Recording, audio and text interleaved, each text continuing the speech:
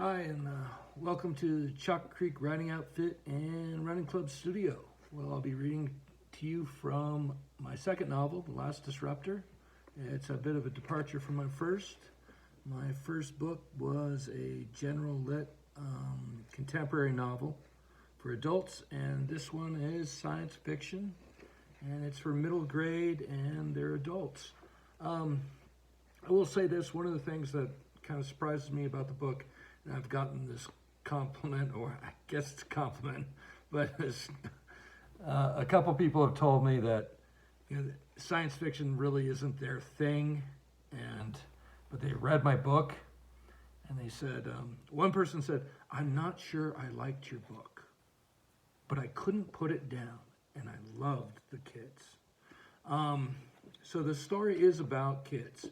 They're about 11 years old, and the main character is a boy named Crate who tells stories on a planet where you're not supposed to tell stories. So we find out the reason for that is because his planet is connected to an Earth in an alternate universe, and when he tells a story, things come true on that other Earth sometimes. And thus he's what's called a disruptor. Anyway, so the story boils down to this: whether his stories, the things he tells, can save or destroy the two planets. But like I said, one of the keys to this book is the relationship between Crate and his best friend, Brooke Miller. And she's a really smart girl who believes in Crate's ability to tell stories and really enjoys them. But she's his best friend. She is what a friend is, and their relationship is important. So I'm going to read to you a little passage about that when we first really get that impression of the two of them together. So Crate has been going to a special class where they've been conducting experiments on him. And so he's getting on the bus. And it says, "The worst came on day 4, when Miss Reed stuck these little sensors all over his head and had him tell her a story while she monitored her computer. Crate couldn't get all the sticky stuff out of his hair, and neither could Miss Reed. He tried to smooth his hair down, but it stuck up in weird places. 'It'll be all right, Brandon. It'll come out in the bath,' Miss Reed said. 'But I take showers,' he told her. 'It will come out in the shower as well,' she said. The bus ride home was horrible. People openly laughed at him. Even the bus driver giggled as Crate got on, and Ryan was laughing so hard his mocks were incoherent. As he walked to his seat with Brooke, he looked at her, and she had this expression of, 'What on earth happened to you?' on her face.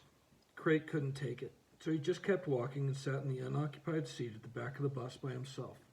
The bus driver started to say something about Crate not being in his assigned seat, but their eyes met in the mirror, and the driver decided to let it go.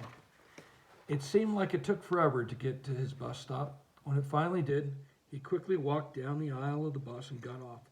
He stood on the sidewalk just outside the bus doors, closed his eyes, and took a deep breath.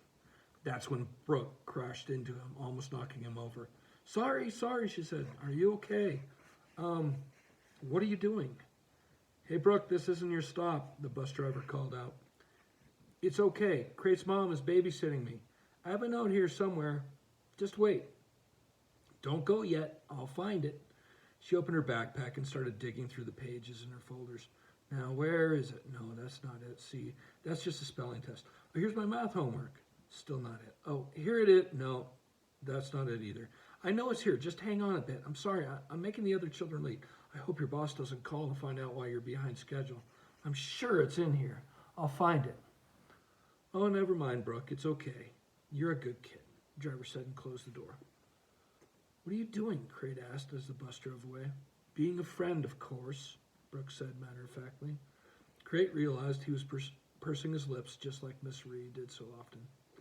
"But my mom isn't babysitting you," he said. "My mom is still at work, and so is Dad. My grandma is watching me today at the house." "I like your grandma. Let's go see her," Brooke said, and started to walk toward Crate's house. And that kind of sums up where the two of them are. They're always together on things, and they stick by each other. So like I said, the book it's about it takes place around quantum physics and a couple other scientific principles. There are some interesting pieces about chemistry and biology in there as well that help the plot move forward. But ideally, this book is about friendship. It's about people, working together and believing in each other and helping each other. And so that's what I hope people get out of the book, and I hope you'll give it a shot and read it if you get a chance. It's available on Amazon and at Comic Kingdom in Reno, and there are a couple other places you'll be able to pick it up soon. Thank you. Bye-bye.